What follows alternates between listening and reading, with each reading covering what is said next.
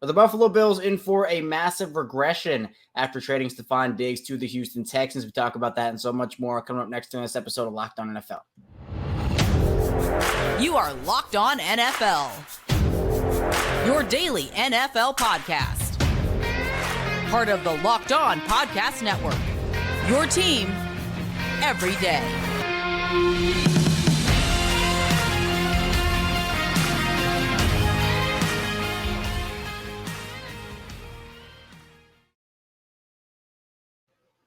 Welcome into another edition of the Locked On NFL podcast, your daily NFL podcast. I am your host, Kevin Oestreicher. I'm the host of Locked On Ravens, one of the many NFL experts here on our network, the Locked On Podcast Network, your team every day. Thank you so much for being here, making Locked On NFL your first listen each and every day. We're free and available on all podcasting platforms. That includes in video form on YouTube and audio form wherever you get your show. So be sure to subscribe here, follow along, video form, audio form for 5 days a week of NFL content. Today's episode of Locked On NFL is brought to you by Gametime. Download the Gametime app, create an account, use code Locked On NFL for $20 off your first purchase. We're back here. The time until the NFL draft is just ticking up on us right now. Less than a month away. We're going to be talking a lot about the biggest stories throughout the week in the NFL, starting off, obviously, with the trade of Stefon Diggs. Joe Marino of Locked On Bills will be joining us to talk about just what it means for Buffalo that Diggs is now no longer a member of the Bills and what direction they're moving in, if there could be a big regression in store. Then we'll stay in the AFC East, talk with Mike Debate of Locked On Patriots. The Patriots extended one of their star defenders in Kyle Duggar. We'll talk about them and also where they could be leaning with that number 3 overall pick. And finally, I'll be taking you through the Ravens side of things and talking with you about the re-signing of Kyle Duggar, the free agents they lost, and what they could do as the draft rolls along. So, without any further ado, let's first get into our conversation with Joe Marino of Locked On Bills.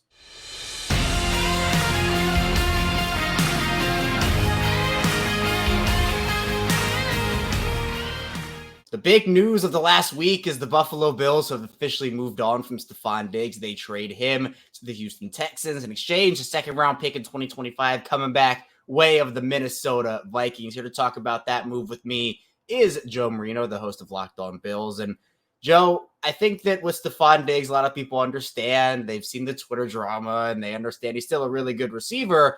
But a lot of people are wondering when this partnership between Buffalo and Diggs was going to run out. Obviously, officially ended last week. Was this something that shocked you timing-wise, or was this something you had kind of anticipated happening this offseason? Anticipate feels like a strong word, but I think it's always been on the back of my mind that it could happen. I think as we got further into the new league year, the less likely it felt. And I think the timing of it is a pretty clear signal that when Brandon Beane set the blueprint out for this offseason, didn't include trading Stefon Diggs. But I think as the microaggressions continued to pile up and they surveyed the situation, and we all know football is the ultimate team sport, everybody's got to be on the same page and rowing in the same direction. I think they realized that maybe that wasn't the case with their star number 1 wide receiver, who, oh, by the way, had very significant declining production down the stretch last year to the point where he was still the most targeted player on the team, but he wasn't the most productive. The leading receiver was Khalil Shakir. The guy that had the most catches was Dalton Kincaid. And so I think they kind of put it all together and started to ask themselves some questions like, can we move on without Stefon Diggs? Does he have to be part of this? Can we no longer have to deal with the microaggressions and move forward? And I think that they found a partner in the Houston Texans. I think the Bills got a very good return in a future second-round pick, all things considered, when you think about Keenan Allen going for a 4, Amari Cooper going for a 5, and then what they did with that contract to axe the last 3 years. It really kind of looks like the Bills got a pretty reasonable return. Now, it's not going to help them this year, obviously, but it felt like the Bills got to the point where they were done with Diggs, just like Minnesota got to the point where they were done with Diggs, and now they're going to have to move forward. And certainly this offense is going to have a different look and feel without the guy that has been targeted 150 times a year and had all the production that Diggs had across 4 seasons. Right, a second-round pick, it's a really nice building block, even if it can't help you out this season. And obviously, Buffalo Joe has taken on a lot of dead money here just to get rid of Diggs. So what's the plan moving forward for Buffalo now? You have Josh Allen. Whenever you have Josh Allen and the type of quarterback that he is, you have a chance considering how good he is. But is this something where they're just going to wait for all that dead money to come off the books and treat this year as like a mini rebuild? Are they going to keep going for it, do you think? What do you think Buffalo's plan is moving forward?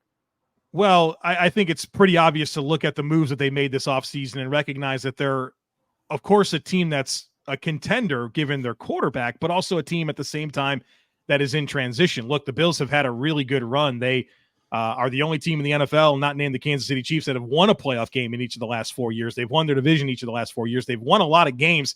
They just haven't gotten over the hump, which is the Kansas City Chiefs, who have bounced them in the playoffs 3 of the last 4 years. And, of course, the Bengals, the 1 year that they didn't have to face Kansas City in the playoffs. And so they certainly accomplished a lot with this nucleus, but they've reset in a lot of ways, which I think is necessary. When you start to get expensive as a roster, as you start to look at every season and you're over the cap and you have to get down, you start to think about some of your aging players that have declining production. And I think that's happened with so many of the players they've moved on. Of course, Tre'Davious White with injuries, but really he hasn't been a factor in 3 years. Jordan Poyer, you had some cap savings there, a declining production there. Mitch Morse, they had a different opportunity to shake up their offensive line, and now Stefon Diggs. So a bunch of players they've moved on north of 30, and I think the production hasn't quite been there the last few years for most of those players. And so I think they took the opportunity to recognize, hey, we are absolutely a contender, but there's some parts of this roster that have expired. There's parts of this roster that they needed to transition away from. And I think they made some healthy decisions that, look, it's going to have a different look and feel across this roster, of course, but I think a necessary take your medicine moment. And I don't think that this is a pack it in. The Bills aren't a serious team in the AFC. I'd be pretty surprised if they weren't, right in the mix for the AFC East, right in the mix for a top seed in the playoffs, but it has to come together in some new ways this year. And I think the component of getting younger and cheaper was necessary, and also brings about some new possibilities that you start to cling to and get a little bit excited about as you realize that last nucleus, you had a good set of tires on, but you were spinning them trying to get over the hump. Well, you never got over the hump. Time to change the tires and see what you can do. Maybe the Bills aren't as talented as they were, but I think there's a chance that, in some ways they have the opportunity to become a better team with this next go. Yeah, and with every single nucleus, every team deals with it where you can't keep everybody. And when it's time to reset and move on in a way, it's just what has to happen sometimes. But speaking of wide receiver without Diggs, life without Diggs, Joe, you mentioned Khalil Shakir. He's going to be a big part of Buffalo's game plan moving forward. Who else currently does Buffalo have on the roster? And how do you expect them to try to shape up the rest of this wide receiver room as the offseason continues? Well, I think that starts with Dalton Kincaid, their first-round pick last year. They traded up to get him. They have a 1 and a 4 invested in Dalton Kincaid, which coincidentally is exactly what they gave up to get Stefon Diggs. And so I'm expecting 120-plus targets to Dalton Kincaid. He had, I think, around 90 as a rookie. He had a really, really, really outstanding rookie season. It was overshadowed by, of course, what Sam Laporta did with the Detroit Lions, but a top 10 all-time season for a rookie tight end in terms of yards and receptions. And so I think there's a huge opportunity for him. And you're seeing good offenses feature tight ends, right? I mean, Baltimore does that with Mark Andrews. Kansas City Chiefs and Travis Kelce. You're seeing these big-time tight ends be a factor. TJ Hawkinson, Sam Laporta. This is a thing, and I think the Bills are very much online with that. You mentioned Khalil Shakir, who's entering his third season, had a breakout season last year, particularly down the stretch, led the Bills in receiving over the last 12 games of the season, right? You wouldn't expect that. He didn't get the most targets. Diggs doubled him up in targets, but Shakir had more yards, as crazy as that sounds. Wow. Some really clutch moments as well. I mean, in particular in the playoffs. And so I think there's a lot to be excited about there. Their biggest outside free agent acquisition has been Curtis Samuel, who had over 1,000 yards from scrimmage the 1 year he was with Joe Brady, the Bills offensive coordinator, in their one season together with the Carolina Panthers. He's going to factor into this quite a bit. But the reality is there's targets to be picked up in this offense. I think between losing both Stefon Diggs and Gabe Davis, that's north of 200 targets right there. And while you certainly count on more for Kincaid, more for Shakir, you're onboarding a new player in Samuel, I still think you got a lot of opportunity there, which puts the draft, right in center stage for the Bills as an opportunity to add. They're picking 28th. Maybe they could stick and pick, right? It's a deep wide receiver year. They could probably get a nice answer at 28. But if there's one thing we know about Brandon Beane, he likes to trade up. And whether that's a modest move to go get a Brian Thomas or all the way into the top 10 for a Julio Jones type package to go get one of those big three, I would say it's all on the table for the Bills to find some more wide receiver production for Josh Allen in this offense. Now, do you think they're locked in to a first-round wide receiver, Joe? Do you think there's any other need that the Bills could potentially address with that pick? Kevin, I think if there's anything I've learned in studying the NFL for as long as I have, is that you never say never, right? You never speak in absolutes. You're silly. You're just going to make yourself look real silly.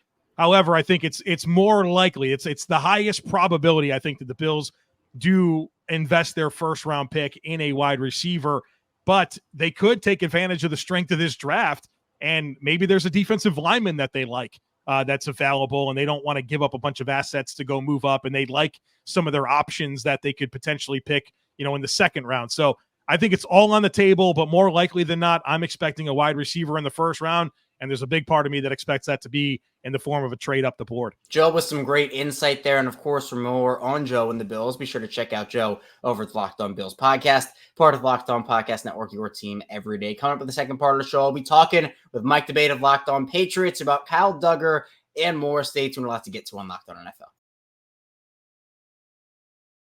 First, this show is brought to you by Gametime. There have been a bunch of frustrating ticket buying experiences I've had, especially when it comes to baseball games, going to MLB games. Sometimes I wasn't sure if the seats were good. Other times I couldn't find last-minute tickets. Sometimes there were no good deals at all. But Gametime is now an authorized ticket marketplace in Major League Baseball, which makes getting tickets even faster and easier. Prices on the Gametime app actually go down the closer it gets to first pitch. With total last-minute deals, all-in prices, using your seat, and their lowest price guarantee, Gametime takes the guesswork out of buying MLB tickets. Obviously, the Orioles being the town with Baltimore, they're one with the town. And I think that for me, it's really exciting to go on Gametime, browse through those tickets, try to find the best seats that I can get.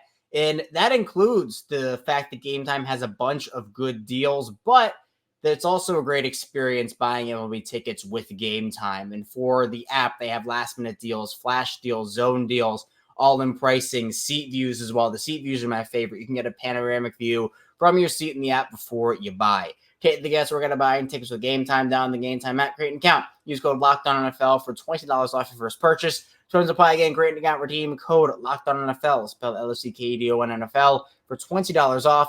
Download the Gametime app today. Last minute tickets, lowest price guaranteed. We're back here, our second segment of Locked On NFL. Kevin Oestreicher still talking with you here. We talked with Joe Marino of Locked On Bills in the first part of the show. Now we're going to be, again, sticking in the AFC East, talking with Mike Debate of Locked On Patriots about the Patriots extending star defender Kyle Duggar. We'll talk about that now.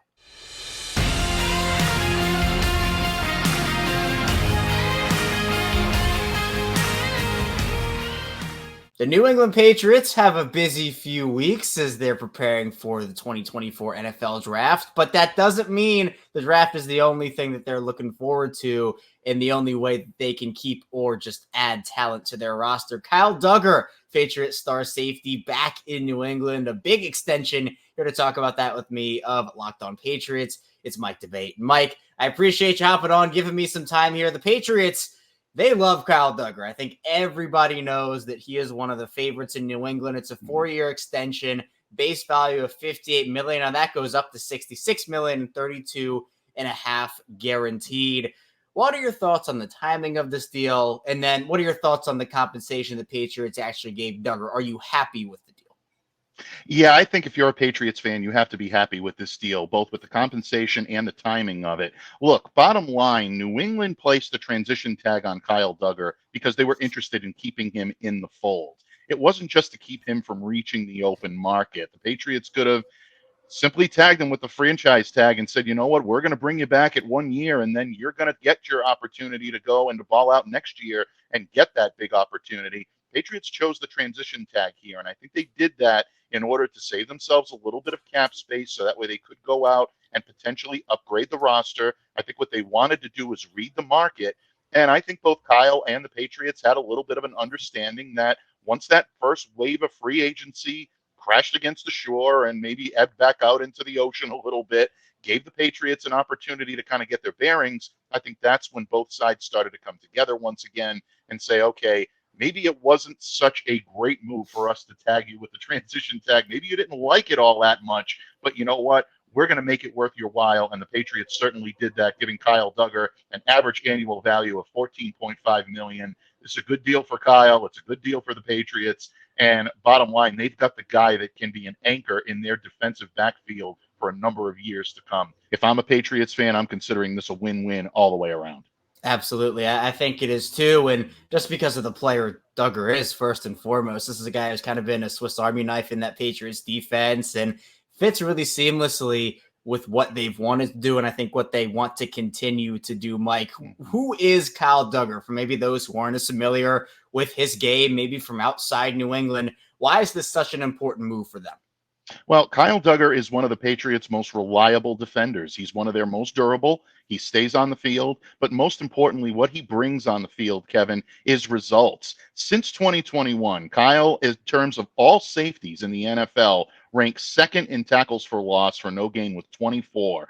He's sixth in the league in 46 run stops. So this is a guy that can not only defend against the pass, but he's very good against the run. Got 31 quarterback pressures to his credit. That's second in the league in safeties over that period. 9 interceptions, so he's still top 10 there with 6, and then 10 pass breakups, which is 18th. So you look at those statistics and you see how much of a versatile weapon this guy can be on the field, but so much more than that. He is truly the traffic director in that secondary, one of the smartest players I've ever had the opportunity to cover. And Bill Belichick raved about Kyle's ability to learn the Patriots playbook right off the bat when they drafted him at number 37 overall in 2020 out of Division II, Lenoir Rhine. A lot of Patriots fans were not happy with that pick at the time, saying, how could you spend number 37 on a Division II player that you could have gotten in subsequent rounds? But Bill Belichick targeted this guy, and he knew he had to have him in-house because of the acumen and the football IQ that he brings to the table.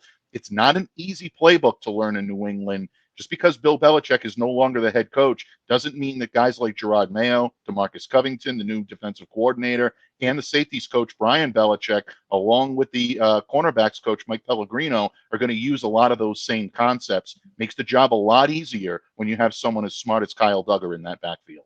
And now they secure a long-term piece here, which I think is massively important for a Patriots team, even if they might not have playoff hopes this year. And who knows, anything can happen in today's NFL, and the Patriots still have talent, Mike. But I think when you're talking about where the Patriots are headed, obviously the most important part is they want to find their guy at quarterback. And that is the step that they want to take. Obviously, the Mac Jones experiment did not work out. He has now gone to Jacksonville.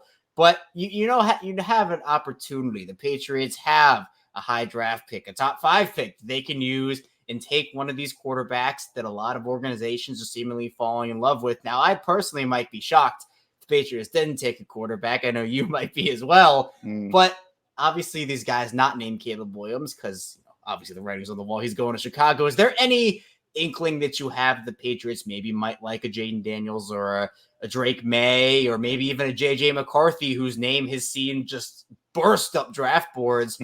Where do you think the Patriots are trying to go with that number 3 pick?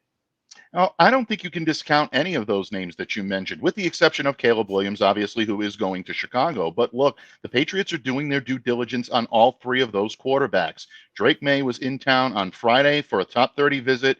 Jaden Daniels visits on Monday. He will be in Foxborough to take a look and see what happens in this building here in One Patriots Place. And also, J.J. McCarthy is scheduled to come in within the next few days as well. So New England doing their due diligence. They're not really tipping their hand in the front office. Elliott Wolf is being coy as usual, and you would expect that. There's a lot of rumblings out there that the Patriots expect Drake May to be the guy available at number 3. That's not coming from the organization, but that's coming from a lot of reporters around the organization. If that is indeed the case, I think the Patriots have seen enough of Drake to know he can be an effective weapon and an effective quarterback here in New England for many years to come. I also know there are plenty of scouts up here that really like what they see out of Jaden Daniels and his dual threat capabilities. Patriots haven't had a quarterback of that type in quite some time, save for the year that they had with Cam Newton under center in 2020, who did a very good job, but was essentially unceremoniously kind of brought out of that job by the drafting of Mac Jones and his emergence in his freshman year and his first season, his rookie season. So at this point, Kevin, I think I would say, at least from my insight and maybe a little bit from my preference, I would probably say that Drake May is the better fit in Alex Van Pelt's offense, but I would love to see what Jaden Daniels could do up here.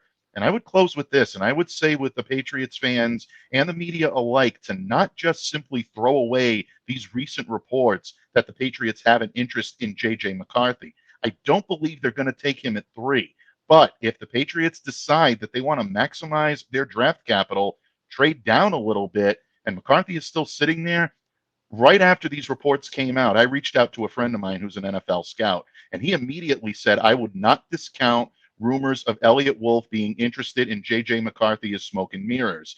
He said he was impressive during his pro day. He missed only 2 passes during his pro day experience. Strong kid, nice touch on the ball. And he said, also, don't forget that national championship is a nice line item to have on your resume. They like that kind of hardware in Foxborough. So at this point, nothing would shock me with any one of those 3 quarterbacks. But if you're talking number 3, I think it's May and I think it's Daniels. And I think it's really down to those 2 right now. Mike is great. And for more on Mike, check him out over at the Locked On Patriots podcast, part of the Locked On Podcast Network, your team every day. Coming up, I'll be rounding things out with you, talking about the Baltimore Ravens as the Ravens re-sign Kyle Van Noy, a big move for them, what their direction is, just what to make of them in general. Stay tuned, a lot to get to here on Locked On NFL.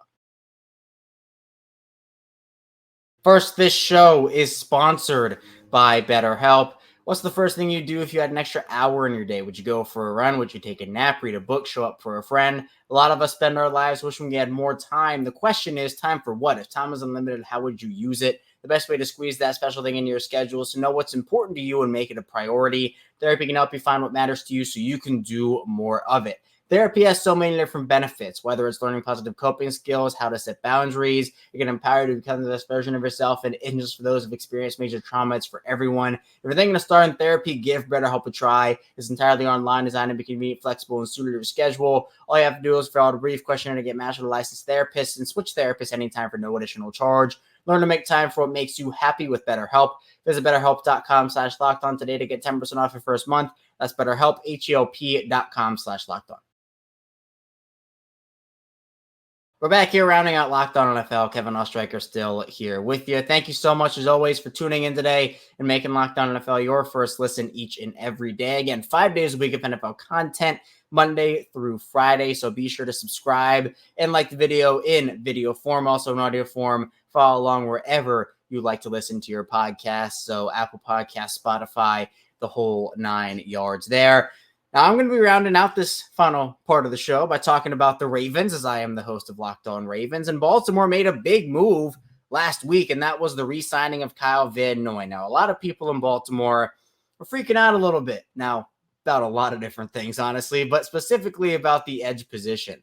Baltimore lost Jadeveon Clowney to the Carolina Panthers a couple weeks ago. Now, that deal was a 2-year deal worth $20 million. It actually went up to $24 million. So the Ravens were never going to be in at that price. Baltimore had a laundry list of free agents, and they have lost more than 10. They're going to be in line to get 4 compensatory picks, really, regardless of who they sign. But they're probably going to wait just to make sure the actual deadline for all these signings to count against that formula go away. But regardless, without Clowney and with Kyle Van Noy still a free agent, there was a lot of uncertainty in that room. The only guys in the room, the pass rushing department for them, was Odafe Owe, David Ajabo, Tavius Robinson, and Malik Ham. So not a lot of experience, not a lot of proven depth there. And Kyle Van Noy, much like Jadeveon Clowney, both those guys came in either really late before the season or, in Van Noy's case, during the year, put together 9+ sacks each. And for Van Noy, and Clowney too, they really parlayed those into some nice paydays towards the end of their careers here. Now, Van Noy actually got a 2-year deal from Baltimore,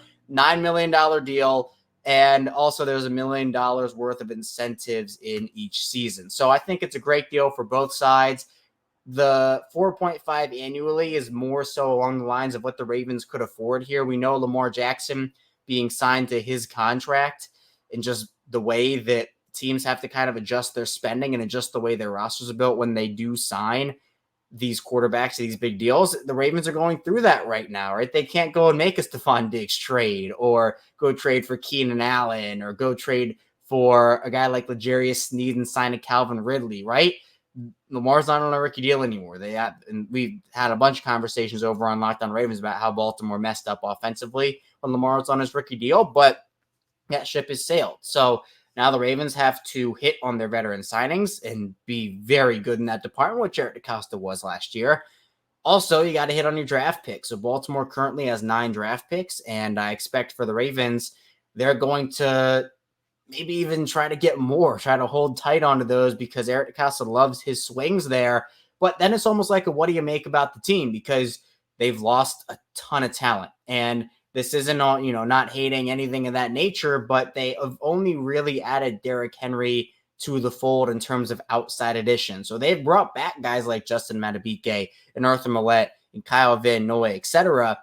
But outside of Derrick Henry, they really haven't added anybody else, any other difference maker. So the roster right now is worse than it was at the end of last season. Now, we're only a month into free agency right now. There's still plenty of time, as we saw with Baltimore. They made a lot of their veteran additions and guys who contributed towards the end of the offseason, kind of heading into the beginning part of the year, even again with a Van Noy. But Van Noy was needed. Now, I still expect them to be in the edge department, in the pass rusher department. Is that drafting a guy in the first round? Would a Chop Robinson fall to them, for example?